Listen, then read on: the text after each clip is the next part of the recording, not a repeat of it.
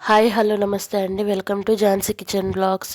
ఈరోజు నేను మీ అందరికీ మంచి వీడియో చూపించబోతున్నాను. అదేంటంటే మన తెనాలిలో శ్రీ బాలస్వామి గారి ఆధ్వర్యంలో కన్యకా పరమేశ్వరి గుడిలో 1000 మంది పైగా ఆడవాళ్ళందరూ కలిసి సౌందర్య లహరి పారాయణం చేశారండి. సుమారుగా 1200 మంది ఆడవాళ్ళందరూ కలిసి ఒకేసారి సౌందర్య లహరి పారాయణం చేశారండి. కార్యక్రమం ఎంతో కన్నుల పండుగగా జరిగిందండి. ఈ సౌందర్య లహరి పూజ కోసం కావాల్సిన పూజా సామాన్లన్నీ దేవస్థానం వారే ఇచ్చారండి. సంకటహర చతుర్థి రోజున ఈ సౌందర్య లహరి పారాయణ, అలాగే వినాయకుడికి ఉండ్రాళ్ళతో పూజ చేశారండి. మన అందరి చేత కూడా చేయించారు స్వామి. ఈ సౌందర్య లహరి పూజ సామాగ్రితో పాటు మనకి 2 ప్రసాదాలు కూడా గుడి తరపున వాళ్ళు ఇచ్చారండి. ఇంకా మనమైతే పంచపాత్ర, ఉద్దరిని అలాంటివి కొన్ని పూజ సామాన్లు తీసుకువెళ్ళాము. ఇక్కడ పూజ చేసేవాళ్ళు ఎక్కువండి. చూడటానికి కూడా చాలా మంది వచ్చారు. పూజ ఇది చాలా కన్నుల పండుగ జరిగింది. 5:30 మొదలు పెడితే రాత్రి 11 అయ్యిందండి. అమ్మవారిని ప్రార్థన చేయాలంటే కూడా పూర్వజన్మ సుకృతం ఉండాలి. ఎవరికి పడితే వాళ్ళకి ఆ యోగం కలగదు అని చెప్తున్నారు. అమ్మవారి యొక్క పాద ధూళి మహిమ చెప్తున్నారు. ఆ పాద ధూళి మహిమ ఎంత గొప్పది అంటే బ్రహ్మగారు ఆయన తయారు చేసేటటువంటి ఈ రూపాలకి కాస్త ఒక కణిక వెళ్ళి తగిలితే వాళ్ళు ఎంత యోగ్యులు అవుతారంటే అమ్మను స్తుతించే అంత యోగ్యులు అవుతారు. ఏది చేతకాని వాడు అవిద్యానామంతస్థిరవిహీన ద్వీపనగరి జడానాం చైతన్య స్తబక మకరంద స్మృతి చరి అని చెప్పారు. ఆ అమ్మవారి యొక్క పాద ధూళి మహిమ ఎంత గొప్పది అంటే ఏమీ చేతకాని వాళ్ళని కూడా గొప్పవాళ్ళని చేస్తుంది. ఏమాత్రం తేజమయం లేని వాళ్ళని కూడా అనేక మంది సూర్యులు ఉంటే ఎంత కాంతితో ఉంటుందో అంత కాంతివంతులుగా తయారు చేస్తుంది. అంతకన్నా గొప్ప శ్లోకం చూడండి. ధనుపౌష్పమూర్వి మధుకరమయి పంచవిశిఖ వసంత సామంతో మలయ మరుదాయోధన రథ అన్నారు. ఎవరి గురించి చెప్తున్నారు అక్కడ? మన్మధుడి గురించి చెప్తున్నారు. ఆ మన్మధుడు ఏం చేస్తాట? ధనస్సు పుష్పబాణాలు తీసుకుని బయలుదేరతారు. ఎవరు మాట్లాడకూడదు, అస్సలు మాట్లాడకూడదు, ఒక్క మాట కూడా వినిపించకూడదు. ధనస్సు పూల బాణాలు పట్టుకుని బయలుదేరతాట. దేనికి?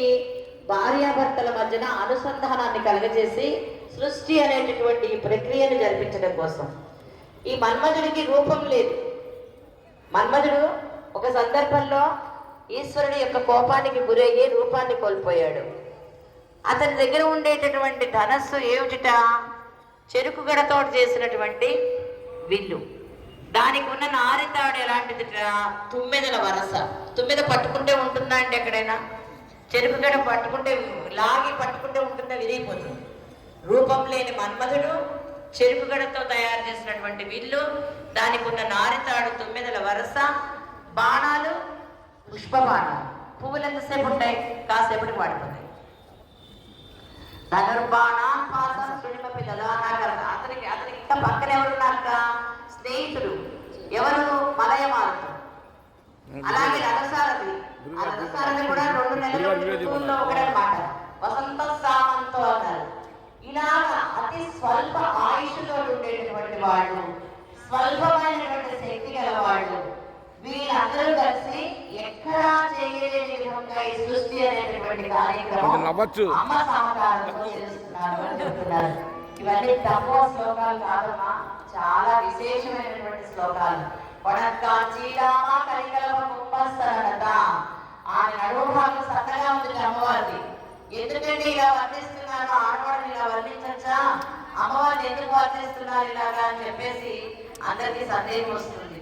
అక్కడ ఆవిడ తల్లి, ఆ తల్లిని గురించి చెప్తున్నారు.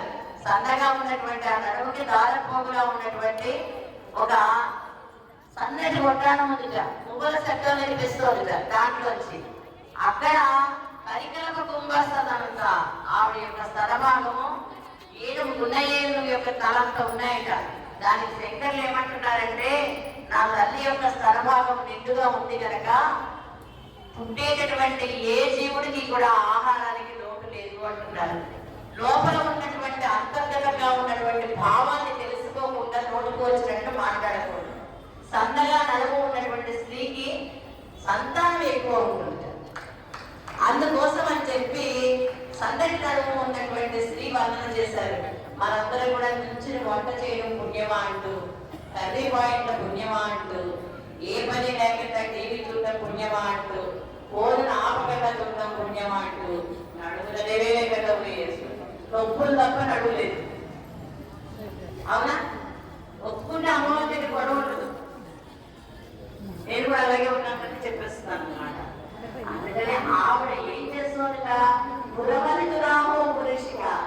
ఆవిడ భర్త గారిని చూసి ఇలా పక్కని చూసి ఒకసారి గర్వంగా అంటుంది. ఎందుకు ఆవిడ భర్తను చూసి గర్వపడుతుంది? ఆయన ఆలాపన తీసుకున్నా కూడా ఏమి కాలేదు. చూడండి, మా ఆయన ఆలాపన తీసుకున్నా ఏమి కాలేదంటే ఆయన ఏమంటున్నాడంటే, నీ పనిలోకి అంత గొప్పది, దానివల్ల నేను బతికాలే అంటున్నారు. ఇద్దరు చూసారా ఎంత గొప్పగా ఒకరికొకరు మెచ్చుకుంటున్నారు. మీరేముంటున్నాయి, ఏది తీసుకొచ్చావు, ఈ చీరగా కొన్నాము, ఇంతకన్నా మంచి చీర పక్క ఆయన కొన్నాడు, ఆయన ఇంకా గొప్ప నగలు చేయించాడని అల్లా.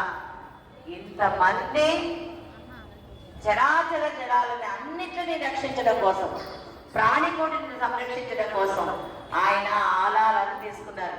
సముద్రాల నుంచి వచ్చిన అందరూ తలొండి పంచుకున్నారు. ఆలాలను వచ్చేసరికి అందరూ పరిగెత్తారు. పరిగెత్తేటప్పటికి ఆవిడ ఏం చెప్తుందంటే, నా భర్త ఎంత గొప్పవాడో చూడండి, ఆలాహనం తీసుకున్నా ఏమవ్వలేదు, ఎంత చక్కగా వెనకాల పడుకున్నాడో, నా ధైర్యం ఆయనే అంటారు. ఆయన ఏమంటున్నారంటే, నువ్వు ఉన్నావు కనుక నీ పతిభక్తి గొప్పది కనుక నేను బతికాను అంటారు. ఎక్కడ కూడానండి భార్యకు వైధవ్యం వచ్చేటప్పుడు ఆవిడికి మాంగళ్యమనం తక్కువగా ఉంటేనే భర్త గారికి ఆయుష్. అర్థమైందా? అందుకని అందరము కూడా భక్తిగా భర్తని కాపాడమని అమ్మవారిని కోరుకున్నాము. ఇంకా ఎక్కువ చెప్పాలండి, కొన్ని శ్లోకాలు మటుకు చెప్తా, తప్పదు. అది తర్వాత శ్లోకాలు ఉపచారం చేయాలి. పసుపు పారాణిని పెట్టి నుదుట కుంకుమను దిద్ది, పసుపు పారాణిని పెట్టి నుదుట కుంకుమను దిద్ది, పసుపు సూత్రాల నడుమ పసుపును అద్దెయమమ్మ కనులార కాంచకమమ్మ.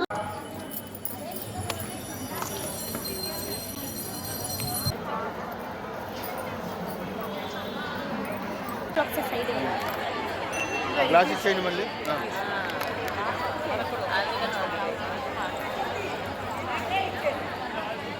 మంచి పాత్రలో గ్లాసులో పోసుకొని ఇచ్చేయండి నీళ్ళు. ఖాళీ గ్లాస్ మళ్ళీ ఇచ్చేయండి. ఖాళీ గ్లాస్ మళ్ళీ ఇచ్చేయండి. సౌందర్యలహరి పారాయణం పూర్తయిన తర్వాత మన అందరి చేత సౌందర్యలహరి పారాయణం చేయించిన కొండూరు పద్మ గారికి అందరూ ఆడవాళ్ళందరూ కలిసి సన్మానం చేశారండి. ఆవిడని సత్కరించుకున్నారు ఎవరికి తోచిన విధంగా వారు.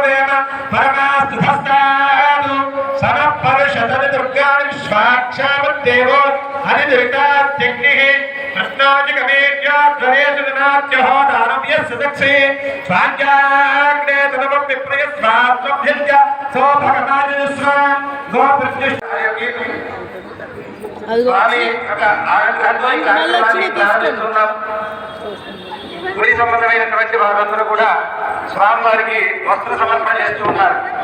ఓం నగర్మణ ప్రజయాధనే నత్యాగే నైకేమృతత్వనాంశః పరేణ కన్యే దండుహాయాం విప్రాజ వేదవ్యదయోభింది వేదాంత విజ్ఞాన సునిశ్చిత అర్థా సంజ్ఞాత యోగార్థతే శుద్ధతత్వ హే బ్రహ్మలోకే సుభ్రాంతకాలే పరమతాత్మరుచ్యంతి సర్వే సకలం విభావం పరమేశ్వరో సంయత్పుండరీకం పరమత్య సత్తుస్తో తత్రాపి అగ్రం గణం విశాఖత్వప్యన్య సంతస్తుజమాశ సంయో